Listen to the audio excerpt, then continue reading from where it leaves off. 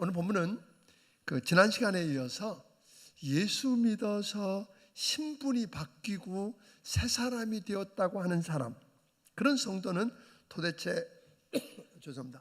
어떻게 행해야 하는가, 어떻게 살아야 하는가에 대해서 오늘 본문은 이야기해 주고 있습니다.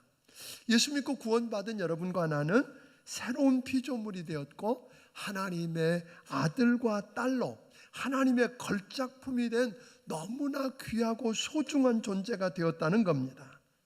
그러므로 우리가 아무렇게나 그저 시시하게 막 살아서는 안 된다는 겁니다. 그래서 자세히 주의하여 잘 살았으면 좋겠다, 그 이야기를 하는 건데 오늘 15절은 그것을 이렇게 설명합니다. 같이 읽어봅니다. 그런즉 너희가 어떻게 행할지를 자세히 주의하여 지혜 없는 자같이 하지 말고 오직 지혜 있는 자같이 하여. 그러니까 구원받은 그리스도인의 삶은 아무렇게나 그냥 대충 막 살아도 되는 것 아니다, 그런 거예요.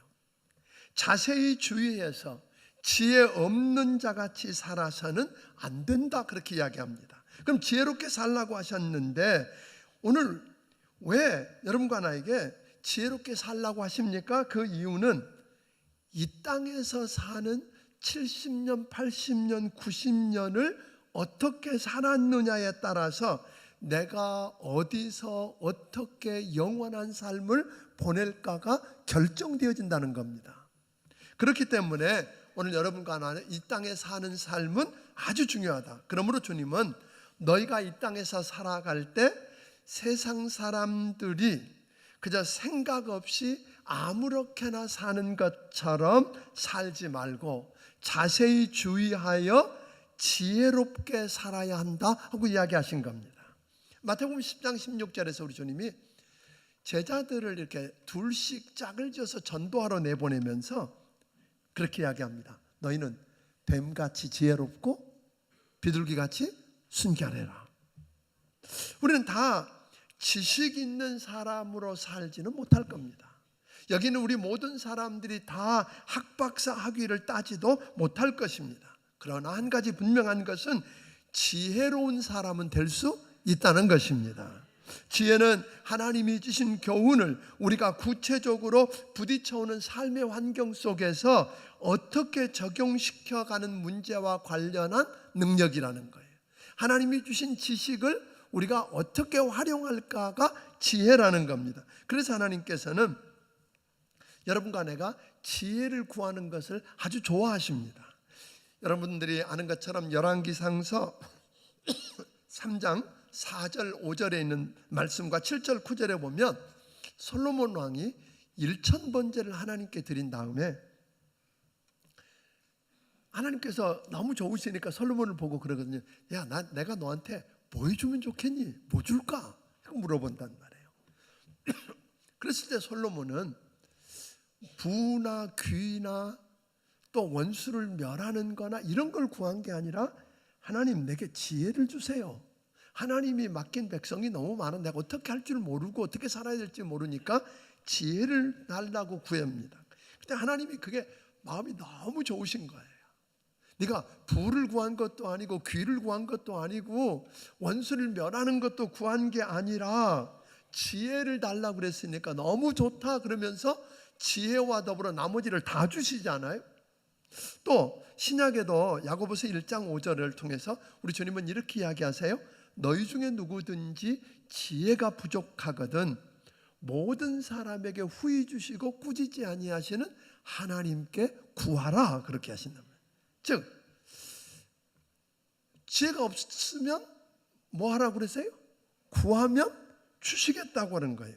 그러니까 주님이 주신 지혜를 가지고 어떻게 살아야 하는가, 어떻게 주의하며 살 수 있는가, 도대체 어떻게 살아가는 것이 지혜롭게 살아가는 건가를 오늘 16절은 이렇게 설명합니다. 읽어봅니다. 시작. 세월을 아끼라 때가 악하니라. 오늘 보니까 예수님을 알지 못하고 믿지 않는 세상 사람들처럼 아무렇게나 막 살지 않고 자세히 주의해서 사는 삶, 즉 지혜롭게 살아가는 삶을 위해서 첫째로 뭐 하라 그러세요? 세월을 아끼라, 그렇게 이야기하는 거예요. 그러니까 지혜로운 자는 물질만 선용하고 아끼는 게 아니라 뭐도? 시간도 아끼고 선용할 줄 아는 사람이더라. 그러니까 지혜롭게 살기 위해서 오늘 사도 바울은 제일 중요한 게 뭐라고 생각한 거예요? 세월을 아끼는 거라는 거예요. 우리에게 주어진 이 삶의 시간을 통해서 하나님이 원하시는 모든 계획을 이루고 참으로 하나님께 영광을 돌리는 삶을 살게 하기 위해서 세월을 아끼는 일이 꼭 필요하다 하고 이야기하는 거예요. 여러분, 그 목적 없이 군대가 있는 우리 신병들, 사병들 가운데 제대할 말년이 되면 달력에다가요 이렇게 뭘 표시해가요? 빨간 글씨로 X자를 표해갑니다. 그게 이제 다 지워지면 뭐 한다는 거예요? 제대, 그러는 거예요. 그러니까 그걸 그려가는데 여러분 하루가 잘 안 갑니다. 지루합니다. 하루가 1000년 같습니다. 그러다 보니까 그 하루하루를 때우기 위해서 텔레비전도 보고 그저 쓸데없이 아무나 붙들고 쓸데없는 이야기들을 짓거려대고 게임도 하고 이상한 짓들을 다 합니다. 그렇게 해서 잘 안 가는 하루를 그저 하루하루 겨우겨우 때워가는 사람들이 있습니다. 그런가 하면 어떤 사람은 1분 1초가 모자라서 이리 뛰고 저리 뛰면서 밤잠을 설쳐가며 정신없이 사는 사람도 있습니다. 자, 여기서 세월을 아낀다고 하는 말은 무슨 말일까요? 세월을 아낀다라고 하는 말은 영어 성경을 보니까 redeem the time 그랬어요. 그럼 그 말 그대로 번역하면 뭐냐면 시간을 구원해내라 그런 거예요. 시간을 구출해내고 시간을 구원해내라는 거예요. 그게 무슨 이야기예요? 잃어버린 영혼을 바라보는 시선으로 우리가 지난 2주간 보내면서 했던 그런 마음을 가지고 잃어버린 시간을 바라볼 수 있겠느냐는 거예요. 아주 좋은 물건을 사는 그런 마음으로 주어진 기회와 시간을 최대한으로 활용할 수 있겠느냐는 말이에요. 그렇다면 궁금해요. 왜 우리가 이렇게 세월을 아껴야 합니까? 그 이유를, 왜 우리가 이렇게 다가오는 기회들을 1분 1초를 아껴가면서 사용해야 하는가? 아까 16절에 뭐라 그랬어요? 세월을 아끼라, 때가 뭐하다? 악하다 그랬어요. 우리가 살고 있는 이 세상이 영적으로 타락한 악한 세상이기 때문에 영향을 받아서 우리 시간들을 무가치하게 그저 낭비하면서 살게 만들기 때문이라고 말합니다. 그러니까 얼마나 바쁘게 살았느냐를 말하는 것 아닙니다. 무엇을 위해서 바빴냐는 거예요. 요즘 사람들 만나면 다 무슨 이야기? 다 바쁘대요. 안 바쁘다는 사람이 없어요. 애들도 바쁘대요. 근데 도대체 뭘 위해서 그렇게 바쁘냐는 거예요. 때가 악하기 때문에 원수 마귀들은 오늘 또 여러분과 내 시간을 영적인 관심사에서 끌어내서 빼앗아서 이 세상의 쾌락과 물질 세계에 투자하도록 만들고 있다고 하는 겁니다. 그러니까 얼마나 오래 살았느냐, 뭐 요즘은 웬만하면 90, 100 이렇게 살아갑니다만 얼마나 오래 살았냐보다 나의 시간을 어디에다가 어떻게 사용했느냐가 더 중요하다는 거 기억하기를 바랍니다. 하나님이 주시는 지혜가 없이는 세월을 아끼고 그 세월을 구원해낼 방법이 없다는 거예요. 다시 말하면 하나님이 주시는 지혜가 없이는 우리가 이 세상을 지혜롭게 살 방법이 없다고 말합니다. 그러면 어떻게 살아가는 게 또 지혜로운 삶이라고 말합니까? 17절을 다시 읽어봅니다. 시작. 그러므로 어리석은 자가 되지 말고 오직 주의 뜻이 무엇인가 이해하라.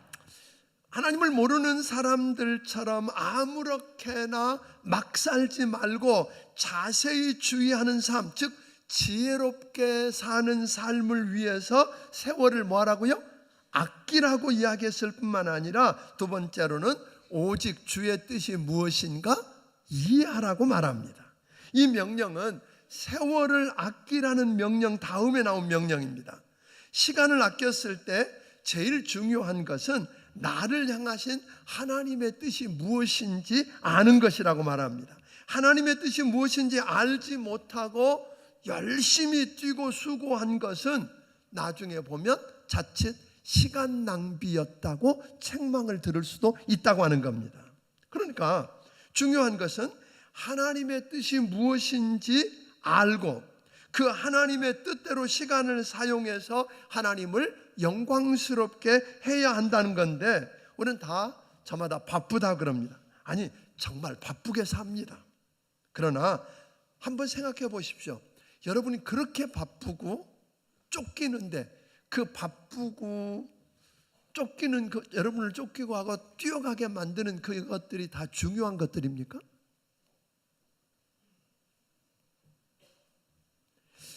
바쁘다고 하는 말이 그 바쁘게 하는 그 일이 꼭 가장 중요한 일이라고는 말할 수 없을 것입니다. 그러나 사랑하는 여러분, 하나님께서는 우리가 얼마나 바쁘게 살았느냐를 보는 게 아니라 바쁘게 살면서 무엇을 했느냐를 가지고 나중에 하나님께서 여러분과 나를 평가하실 거라는 것 기억하기를 주의 이름으로 축원합니다. 그러므로 우리에게 허락된 시간을 우리가 어떻게 사용했는가가 더 중요하다는 거예요. 그러니까 예를 들면 예수님 시대에 바리새인들이 등장하는데 그때 바리새인들이 한 7,000명쯤 됐대요. 근데 그 바리새인들은요, 우리가 성경에 보면 부정적인 의미로 많이 나와서 바리새인들은 아주 나쁜 사람, 이상한 사람들 생각하는데 아닙니다. 바리새인들은요, 누구보다도 말씀을 잘 알고 있던 사람이에요.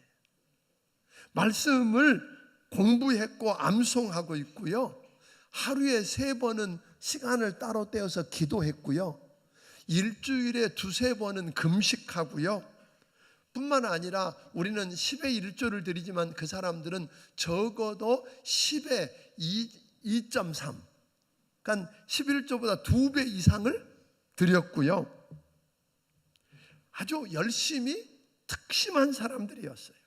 그런데 문제는 그렇게 열심히 많은 사람들이 왜 그렇게 책망을 받았을까요? 그 이유는 다른 게 아니라 하나님 아버지의 뜻과 마음을 몰랐기 때문이라는 거예요. 하나님 아버지의 마음을 모르고 열심만 냈기 때문이라고 하는 겁니다. 오늘 이 문제는 따로 떼어서 오후에 좀 다루려고 합니다만, 방향을 잘못 정하고 열심히 뛴 사람 같다는 거예요. 내가 1등이고 2등이라고 열심히 뛰어왔는데 거기가 목적지가 아니래잖아요. 그래서 방향이 틀렸다고 뒤돌아가라 그러면 여러분 어찌 하시겠느냐는 거예요. 미국 서부개척 시대에 동부에 살고 있던 사람들이 서부에 가면 뭐가 있나? 금광이 터졌다. 그래서 사람들이 서부로 옮겨가는 걸 여러분 보았을 거예요. 근데 그때 보면 서부 영화에 보면 말 여러 마리가 끌고 뒤에 뭐예요? 하얀 포장으로 쳐진 그 마차를 타고 가는 거 여러분 보셨을 겁니다. 그런데 이제 두 마차가 똑같이 출발을 했는데 한 마차는 뭐 빨리 가서 빨리 금광을 선점해야 된다고 쉬는 날 없이 갔고, 한 마차는 일주일간 가다가 거기 뭐하고 멈춰서 오늘 쉬고 그러고 갑니다. 오늘 여러분, 그런데 마지막 정점에 가보니까 한 번도 안 쉬고 온 마차가 안 보이는 거예요. 나중에 얼마 지나니까 그 차가 와서 말도 안 된다는 거잖아요. 우리는 한 번도 쉬지 않고 죽어라고 달려왔는데 당신들은 일주일에 하루씩 쉬고 왔는데 왜 우리보다 빨리 왔느냐고. 그때 오늘 이분들이 이야기하는 거예요. 우리는 일주일 쉬는 게 아니라 논 거 아니야. 그날 쉬면서 바퀴도 다시 정비하고 말도 쉬게 하고 거기 탄 사람들끼리 하나님을 예배하면서 서로 교제하면서 한 마음을 갖게 하는, 다시 말하면 도끼 나를 가는 시간을 가졌다 하는 거예요. 어떤 사람들이, 두 사람이 산에 나무를, 도끼를 갈아가지고 올라갑니다. 한 사람은 역시 쉬지 않고 열심히 나무를 찍어대고, 한 사람은 1시간 일하고 쉽니다. 또 2시간 일하고 쉽니다. 마지막 하루 다 마치고 보았더니 쉰 사람이 훨씬 더 나무를 많이 베어놓은 거예요. 그러니까 옆에 있는 사람이 화가 난 거예요. 말도 안 된다. 너는 1시간 일하고 쉬고 나는 쉬지도 않고 했는데 내 것보다 당신께 어떻게 더 많을 수 있느냐고, 내 거 훔쳐간 거 아니냐고. 그때 1시간 일하고 쉬었던 사람이 말합니다. 아니야, 난 논 게 아니라 1시간 일하고 쉬는 동안에 도끼 날 갈았다. 사랑하는 여러분, 아주 참 중요한 겁니다. 오늘 여러분과 내가 한번 좀 생각해 봐야 될 것은, 오늘 여러분과 나도 우리 인생도 도끼 날을 가는 시간이 뭐하다? 필요하다는 거예요. 아멘. 내가 지금 앞만 보고 달려가면서 내 아내와 자녀들에게 상처만 준 건 아닌지 한번 좀 생각해 보는 시간을 쉬면서 가져보라는 거예요. 내가 회사에서 열심히 한다고 뛰어갔는데 직장 동료에게 아픔을 주지는 않았는지 돌아보는 시간이 필요하다는 거예요. 실컷 수고하고 바리새인처럼 책망받는 자리에 앉지 않기 위해서, 그래서 우리는 성경 대탐험을 하면서 성경을 읽고 공부하고 들으면서 하나님의 마음을 알고 하나님을 알고 하나님의 뜻을 아는 도끼 나를 가는 시간을 가져보자고 하는 것입니다. 아멘. 그냥 뛰어가지 마십시오. 이제 1월 둘째 주부터 또 시작할 겁니다만, 정말로 말씀을 듣고 내가 읽어보고 그 문제를 풀어가면서 뭘 해보자고요? 하나님을 좀 알았으면 좋겠다.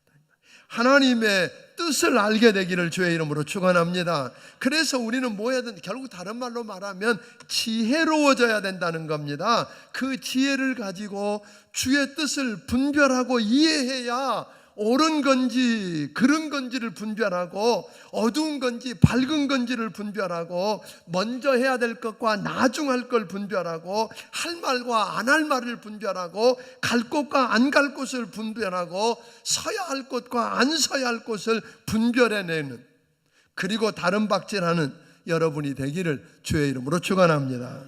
그런데 문제는 우리가 안 믿는 사람들처럼 아무렇게나 막 살지 않고 자세히 주의해서 지혜롭게 살기 위해서 세월을 아끼고 주의 뜻이 무엇인지 분별해서 어리석은 자로 살지 않으려고 하는데 내 안에 그런 능력이 없다는 거잖아요. 내가 알고 이해한 하나님의 뜻을 내 마음속에서 실천하면서 살아가기가 쉽지 않다는 데 오늘 우리의 문제가 있다고 하는 겁니다. 그렇게 할 수 있는 능력이 어디에 있을까요? 오늘 18절은 우리에게 이렇게 가르쳐 줍니다. 읽어봅니다. 술 취하지 말라. 이는 방탕한 것이니 오직 성령으로 충만함을 받으라.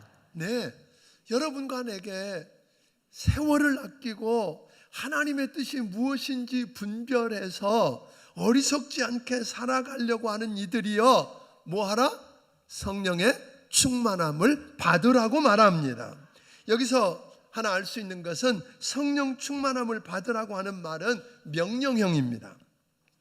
성령 충만은 받아도 좋고 안 받아도 좋다는 말 아닙니다. 하나님의 명령이니까 성령 충만을 반드시 뭐 해야 된다는 거예요?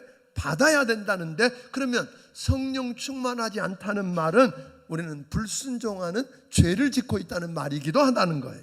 또 이 명령은 계속적인 명령입니다.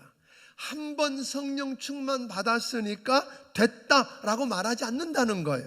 성령 충만 받았으니까 모든 그리스도인은 계속적으로 성령 충만을 받아야 된다 이 말이에요. 몇 년 전에 기도원 가서 나무 뿌리 붙들고 씨름하다가 받은 성령, 그런 이야기 아니라 이 말이에요. 그게 아니라 지금 이 순간, 옛날에 받은 것 말고, 처음 믿을 때 받은 것 말고 지금 계속해서 성령 충만을 받아야 되는데, 예수 믿고 여러분들이 예수님을 구주와 주님으로 믿고 구원받았을 때 우리 안에 뭐가 들어왔어요? 성령님이 들어오셔서 내주하신다 그런단 말이에요. 성령이 들어오는 사건을 가리켜서 우리는 뭐라고 부르냐면 성령 침례 그렇게 부르고, 또는 성령의 내주, 또 성령님이 처음 오셨을 때 너는 내 거야 하고 인쳤다 그래요. 성령으로 인친 사건은 일회적인 사건이에요. 한 번으로 끝나는 거예요. 그러나 성령 충만은 계속해서 받아야 한다는 것입니다. 그렇다고 성령 충만을 배터리 충전하듯이 내가 원하면 충전기 꼽아갖고 충전해서 충만해지고 그런 이야기가 아니라는 거예요. 오늘 성령 충만해라 그렇게 한 게 아니라 성령 충만함을 받으라 그런 거예요. 그러니까 주도권이 내게 있는 게 아니에요. 누구에게 있어요? 주님께 있는 거예요. 그러니까 내가 준비가 되어 있으면 그분이 하신다는 거예요. 다시 말하면 성령 충만하다는 말을 쉽게 말하면 주님이 내 삶의 모든 영역을 간섭하고 다스린다는 말이에요. 그분의 통치 아래 있다는 말이에요. 오늘 그분에 의해서 길들여졌다 이 말이에요. 아멘. 그러니까 그분의 통제를 받고 그분에 의해서 길들여졌고 그분의 지배 아래 있으니까 성령이 나를 다스리고 길들일 수 있도록 내가 할 수 있는, 그분이 마음껏 할 수 있도록 하는 일은 내가 죄를 회개하는 것이고. 아멘. 또 하나는 똑같은 이야기를 골로새서 3장에서 설명하는 거 보면 말씀이 충만해서 하나님의 말씀이 내 안에 있어서 하나님이 그 말씀을 붙들고 나를 통치하게 하라는 거예요. 그러니까 그 성경 대탐이 그래서 중요한 거예요. 하나님이 그냥 무덕대고 하는 게 아니라 내 안에 있는 뭘 가지고 말씀이 있을 때 그 말씀을 붙들고 나를 지배하고 다스리고 길들이고 통치해 나가신다는 거예요. 그러니까 말씀 안에 있어야 된다. 또 하나는 우리 안에 그것을 사모하는 마음. 그러니까 성경에 보면 사도행전에 보면 어디를 보아도 성령 충만한 사건 앞에는 뭐가 있어요? 기도하는 모습이 있더라 이 말이에요. 기도 없이는 게 없어요. 정말로 주님 앞에 난 지난주에 이야기했잖아요.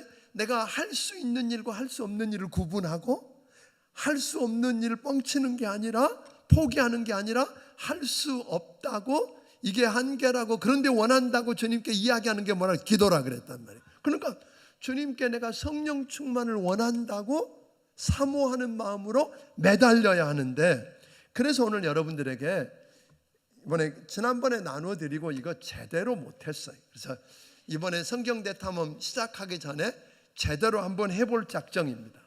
여기 보면 두 가지를 기록하도록 되어 있는데 여러분께 나눠드린 기도와 감사 담은 노트에 기도 제목을 세 가지 쓸 수 있도록 되어 있어요. 세 가지 안 써도 돼요. 네 가지, 다섯 가지 써도 된다 이 말이에요. 여러분들이 내 힘으로 도저히 할 수 없고 그런데 꼭 있어야 하는 그 일들을 뭐하면 그분께 이야기하고 그분의 도움을 구하는 거고, 무엇보다 이 땅에서 여러분과 내가 지혜롭게 살아가면서 어리석은 자가 아니라 그 원하는 삶을 이루어가는 삶을 살려고, 성령 충만하며 살려고 하면 뭐 해야 돼? 기도해야 돼. 그러니까 기도 제목을 쓰는 걸로 중요한 게 아니라 그걸 기도하고, 그리고 잃어버리는 게 아니라 그걸 체크했다가 응답받았으면 하나님이 이렇게 응답하셨다고 뭐하고 쓰고, 아멘? 쓰고. 이런 일들을 통해서 저는 여러분들이 오늘 그 성령 충만을 경험하고, 우리가 지난번에 성경 대탐험을 통해서 이렇게 이야기했어요. 성경 대탐험은 우리가 성경 말씀을 주일날 듣고 또 여러분들이 읽고 그리고 문제를 풀어보고 그러면서 하나님을 알고 하나님의 마음을 알고 하나님의 뜻을 알아가는 거라 그랬어요. 그런데 거기가 끝이라면 신앙생활 재미없습니다. 2000년 전에 3000년 전에 하나님이 어떤 분인가를 알고 그분이 어디서 무엇을 어떻게 했는가를 아는 것이 나하고 무슨 상관이 있어요? 그래서 여러분들에게 그래서 하는 이야기는 뭐냐면 기도를 통해서 그 하나님이 내 삶의 현장에 개입하셔서 일하신 흔적을 눈으로 보고 간증해 보자는 거예요. 능력 있는 삶을 살아보자는 거예요. 우리 예수 믿는 삶이 그렇게 시시한 삶은 아니라는 거잖아요. 아무렇게나 막 살지 않을 뿐 아니라 뭐하게 살자고요? 능력 있게 살자는 거예요. 그래서 오늘 여러분들에게 정말 우리 그리스도인들이 그런 능력 있는 삶을 여러분이 기대하고, 그리고 성령 충만해서 하나님의 말씀대로 내가 이 땅에서 합당하게 살고 싶으면 오늘 여러분 기도하십시다. 뭐 새벽 기도 나와서 해도 되고 심야 기도 나와서 해도 돼요. 그러나 그거 아니어도 여러분의 삶의 자리에서 언제든지 기도 제목이 생겨나면 그 말은 뭐예요? 내가 할 수 없는 일 해결해야 되는데 도저히 할 수 없는 그 일이 생겨나면 어떻게? 노트를 펴들고 적고 그리고 그걸 누구에게 이야기하고? 예수 이름으로 하나님께 이야기하고. 아멘. 기도한 것은 뭐라고 주님 약속하셨잖아요. 너희가 내 이름으로 무엇을 구하든지 내가 뭐하리라? 시행하리라. 주님은 말씀하시기를 내가 한 일을 너도 하고 그보다 더 큰 일도 하리니. 뭘 통해서? 기도를 통해서. 그래서 오늘 여러분들이 기도를 통해서 이런 역사를 이루어가는 여러분들이 되기를 주의 이름으로 축원합니다. 이렇게 해서 성령 충만하면 주님이 내 삶을 길들이고 내 하는 말이 길들여지고 생활이 길들여지고 내 얼굴 모습이 길들여지고 이렇게 그분의 지배를 받고 나면, 근데 여기서 재밌는 건요, 성령 충만을 받으라고 하기 전에 뭐라 그랬지? 술 취하지 말라 이렇게부터 이야기했단 말이에요. 왜 술 취하지 말라는 말을 먼저 했을까? 술 취한 사람하고 성령 충만한 사람하고 비슷하다 그런 거예요. 술의 지배를 받고 사는 사람이 있어요. 전 이것만 하면 옛날 군대 생활이 생각나요. 문화사. 나 이름은 내가 말할 수 없지만 이름도 생각나. 제주도 사람. 늘 잠자기 전에 술이 취해서 들어와서 다 깨워. 그리고 이야기를 왜 이렇게 말이 많은지. 노래도 해. 또 노래 해보라고 그래. 참 그 어려웠어요. 술에 취해서 사는 사람 뭐예요?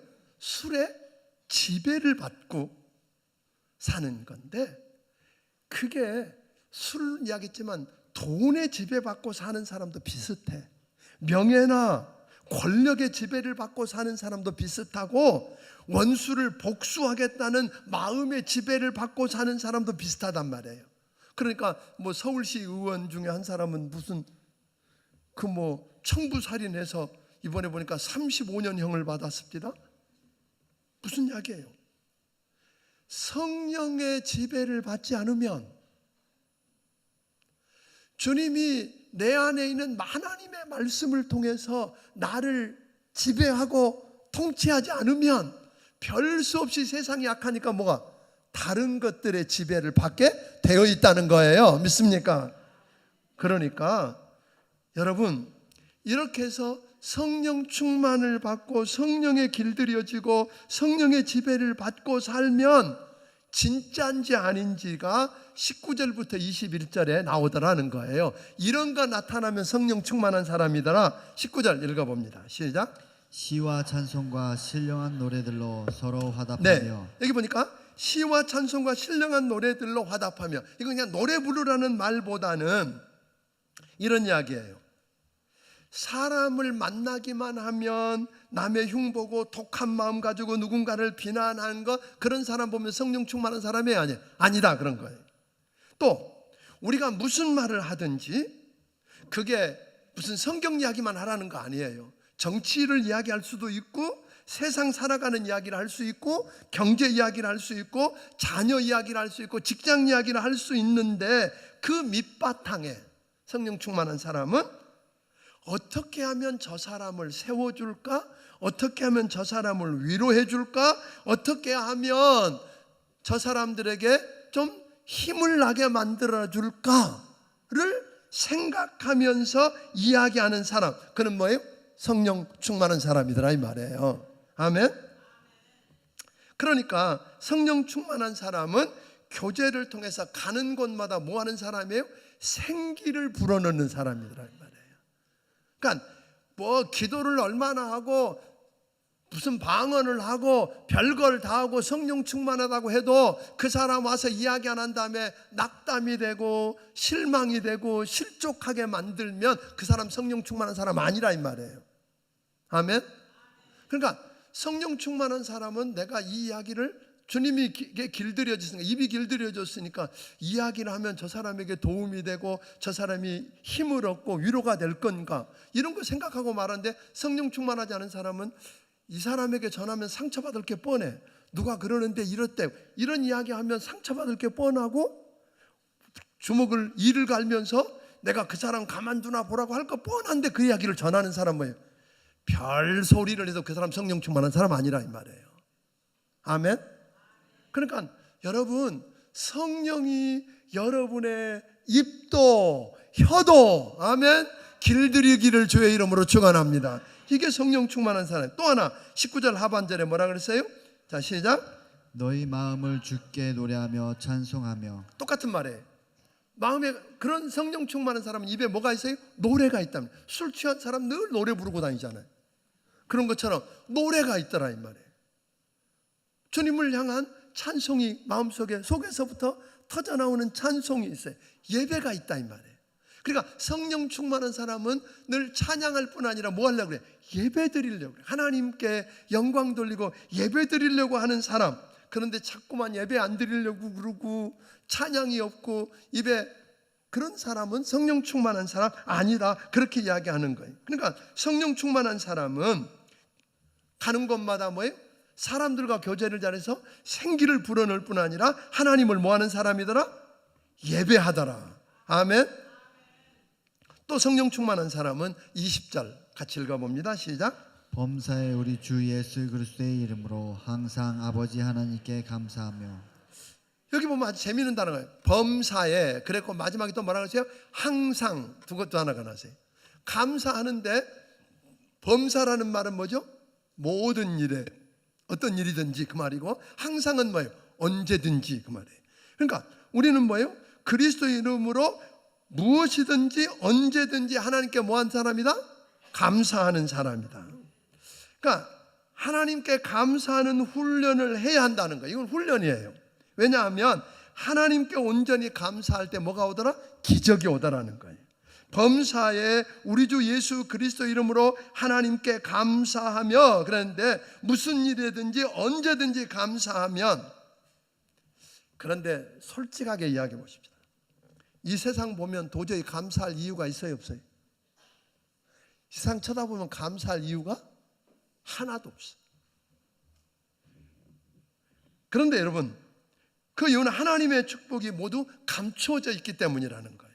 그러니까 우리가 감사의 조건들을 찾는 것은 마치 축복을 캐내는 것과 같다.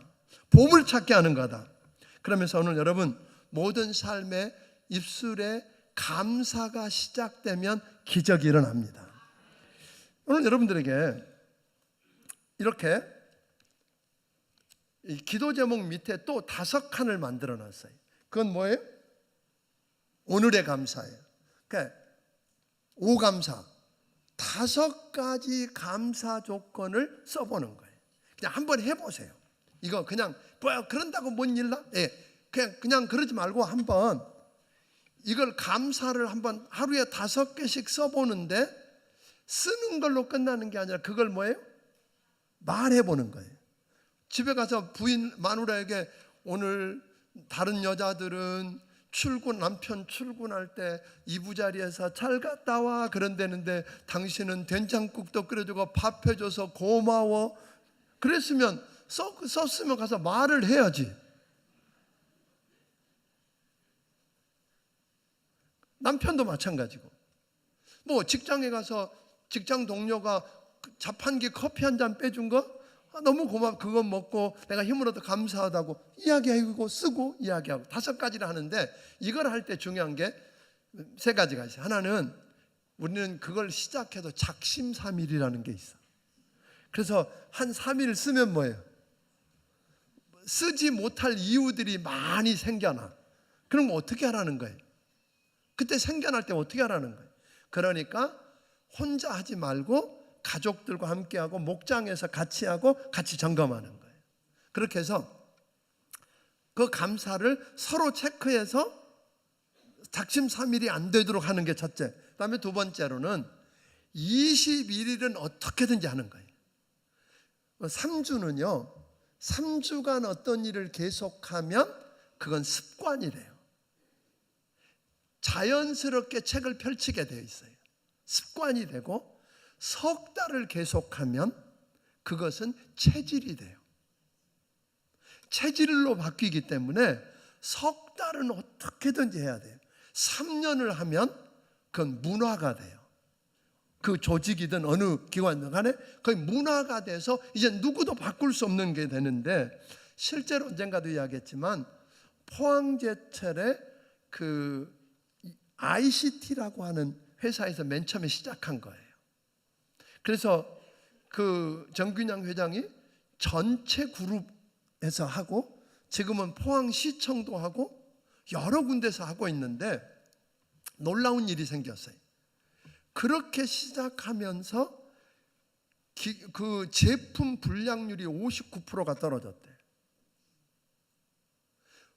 업무 몰입도가 36%.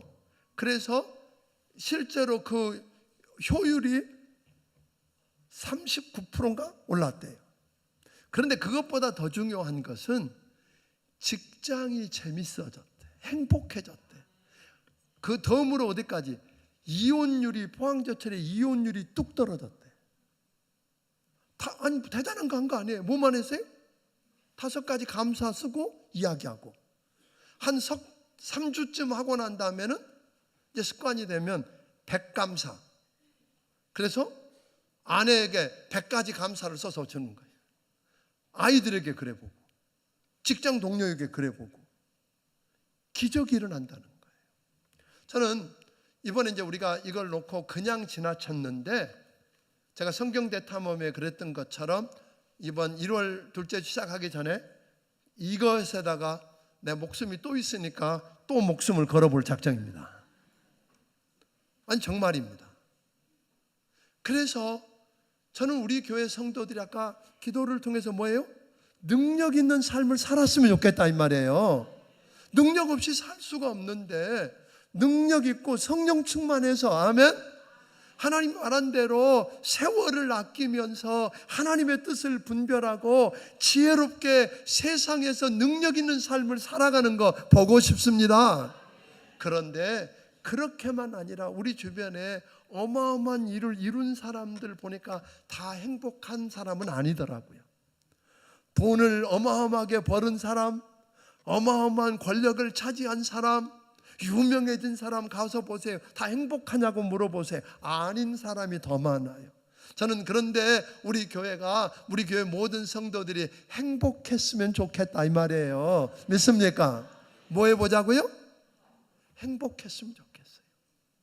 여러분 묻고 싶습니다. 행복하세요?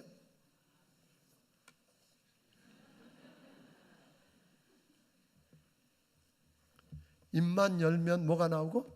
감사가 나오고 행복하다고. 저는 우리 교회가 그렇게 됐으면 좋겠어요. 행복한 사람. 아멘. 그래서 오늘 말씀을 가지고 여기 다 한 곳씩 넣어드렸잖아요. 오늘부터 시작합니다. 오늘 저녁에 집에 돌아가시면 자기 전에 부부가 같이 앉든지 아이들하고 함께 앉아서 그 자리에서 써보는 거예요. 오늘은 이제 시간이 다른 때 없었으니까 그렇게 함께 기도 제목도 써보고, 그리고 감사 5가지 감사 써보고, 그걸 이야기해보고, 나는 기도 제목 이거다, 나 위해서 기도해줘. 그리고 함께 기도해보고, 감사 서로 이야기해보고. 지금은 별거 아닐 거예요. 그런데 제가 분명히 개런티할 수 있어요. 보증할 수 있어요. 3주만 하세요. 그럼 3개월이 쉬워질 거예요. 3개월 하면 삶이, 여러분의 3년이 쉬워지고, 그러면 여러분 평생 그저 뭐 의도하지 않아도 자연스럽게 될 거예요. 그러면 나중에 이거 돈도 안 받고 드리는 거잖아요. 떨어지면 또 드릴게요. 나중에 자기가 큰 노트 만들어서도 할 수 있을 거예요. 여러분, 행복하고 능력 있는 삶 삽시다. 아무도 행복하지, 우리나라가요 경제 순위로는 뭐 7번째인지 9번째인지 그런데요, 세계에서 그렇게 잘 산대요. 그런데요, 행복 순위는 OECD 국가 중에 꼴찌, 자살률 1위, 갈등 공화국, 모든 면에서 갈등하고 서로 싸움 박질하는데 1등, 재판 제일 많이 하는 나라 1등. 왜 그래요? 행복하지 않아요. 저 못 사는 벵글라데시나 아프리카 국가보다 우리가 더 안 행복해야 되잖아요. 저는 우리 성도들이 좀 행복하기를 주의 이름으로 축원합니다. 우리 교회가 여기 있어서 우리 교회 때문에 이 행복을 전파하게 되고, 아멘. 우리가 행복의 불씨가 됩시다. 행복의 불을 일으킵시다. 그래서 세상을 바꾸는 일에 쓰여지기를 주의 이름으로 축원합니다. 기도하겠습니다. 고마우신 아버지, 오늘 우리에게 주신 말씀을 인해 감사합니다. 하나님 아버지, 예수 믿고 구원받아서 새로운 피조물이 되고 신분이 바뀐 우리는 다르게 살아야 하는데, 아버지 하나님, 지혜롭게 살아야 하는데 어리석은 사람으로 살지 않아야 되는데, 그러기 위해서 세월을 아낄 줄 알게 해 주십시오. 주의 뜻이 무엇인지 분별할 줄 알게 해 주십시오. 그런데 그거 내 마음대로 할 수가 없사오니 하나님, 성령으로 충만케 해 주시옵소서. 그래서 성령 충만한 자의 삶을 통해 나타나는 어느 곳에 가든지 좋은 관계를 일으키고 새바람을 일으키고, 아버지 하나님, 또 하나님을 예배하는 역사가 일어나고 감사가 터져나오는 귀한 일들이 하나님 생겨나게 해 주시옵소서. 능력 있는 그리스도인의 삶을 살면서 행복한 아버지 하나님, 그리스도인들 되게 하여 주시옵소서. 주의 은혜가 크고 감사해서 주신 것 중에 10의 1조와 감사의 물과 선교헌금과 여러 가지 모양의 정성들을 우리 하나님 아버지 앞에 드리오니 주여 받아 주시옵소서. 이 물질 쓰여지는 곳마다 영광이 나타나고 능력이 나타나게 하여 주시옵소서. 행복해지게 하옵소서. 예수님 이름으로 기도하옵나이다. 아멘. 말씀을 기억하시며 찬양 드리며 준비하신 예물을 하나님께 드리겠습니다. 감사해요.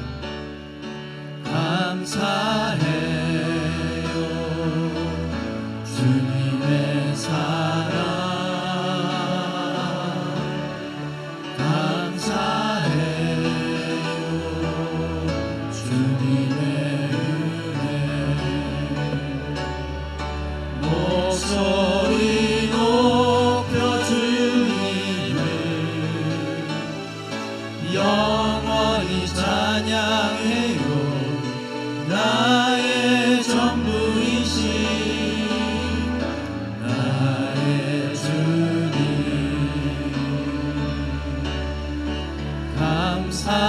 감사해요. 주님의 사랑.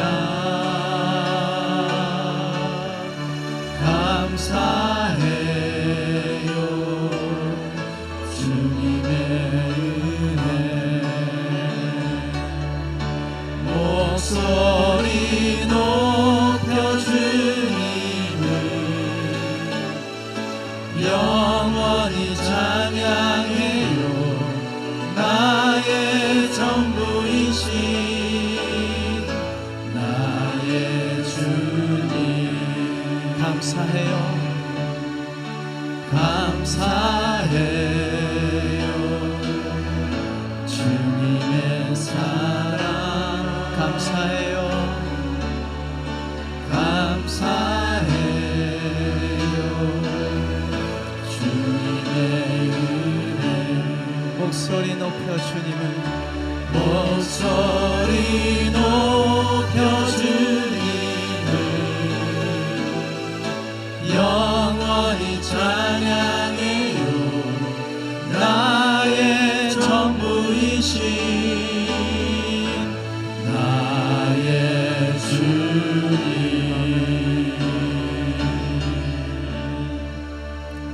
이제는 우리 주 예수 그리스도의 크신 은혜와 하나님 아버지의 무한하신 사랑과 성령님의 감화 감동하시고 역사하시며 교통하심이 세월을 아끼고 주의 뜻을 분별하고 성령 충만해서 지혜로운 자의 삶을 살며 능력 있고 행복한 삶을 살고 싶어하는 귀한 심령들을 머리머리 위에 지금부터 영원까지 함께 해주시기를 예수님 이름으로 축원하옵나이다. 아멘.